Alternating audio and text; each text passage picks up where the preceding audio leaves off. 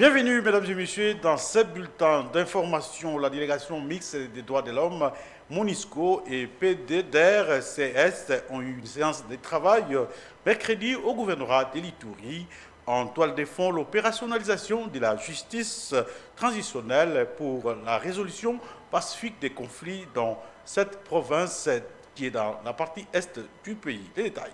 En suivant la ligne droite du président de la République Félix Tshisekedi Tshilombo, celle de restaurer la paix dans l'est du pays, en Ituri, les gouverneurs Lubuya et ses partenaires appuient sur l'accélérateur pour les retours rapides de la paix et la résolution pacifique des conflits à travers la justice transitionnelle. Le chef du bureau de la MONUSCO Ituri a circonscrit le cadre de cette mission mixte. La MONUSCO travaille avec le gouvernement dans le cadre de recherche de la paix. Vous connaissez bien toutes les démarches qu'on a fait ensemble avec les gouverneurs ici, avec les communautés, avec tout le monde, même avec les groupes armés, pour qu'on puisse rétablir la paix. De son côté, M.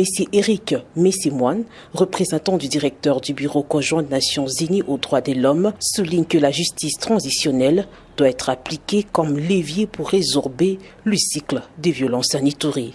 Il faut tout à fait en face développer ensemble des voies et moyens, des mécanismes pour mettre fin au cycle d'impunité, pour renforcer les compétences du système judiciaire, d'agir sur les questions de réparation et plus que certainement de travailler à ce que la dynamique du désarmement, du relèvement communautaire et de la stabilisation prenne effet et produisent des résultats concrets. Au gouverneur militaire, le lieutenant-général Lubuya Kashamadjoni de demander à la population iturienne de saisir cette opportunité. C'est vraiment une opportunité. Ils sont venus nous parler de la justice transitionnelle et qui est un pilier du PDDRCS. Parce que là, nous allons parler du pardon, nous allons parler de la réconciliation.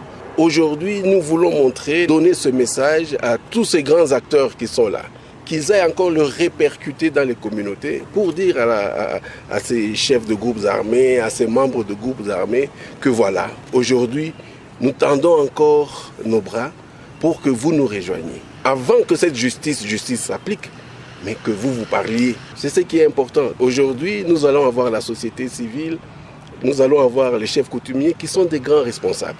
Ils sont devant leurs responsabilités.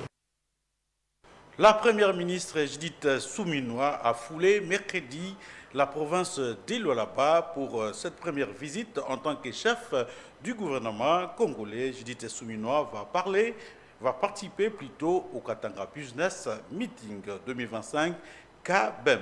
Reportage de Julia Mamba. L'aéroport national de Kolwezi, la chef du gouvernement a eu droit à un accueil très chaleureux. Dès sa descente de l'avion, elle a reçu les honneurs militaires dignes de son rang devant la gouverneure du Lualaba, Fifi Masuka Saini, et les autres personnalités lualabaises.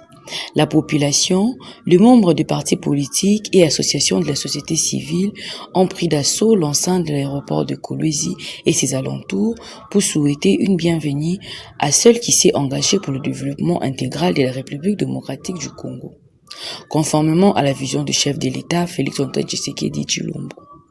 Émue par cet engouement, la première ministre a communié sur place avec la foule, signe de sa proximité et sa détermination à œuvrer pour l'amélioration des conditions de vie de ces peuples qui se rangent derrière les actions de son gouvernement. Pour Pascaline Numbi, point focal du mouvement, rien sans les femmes.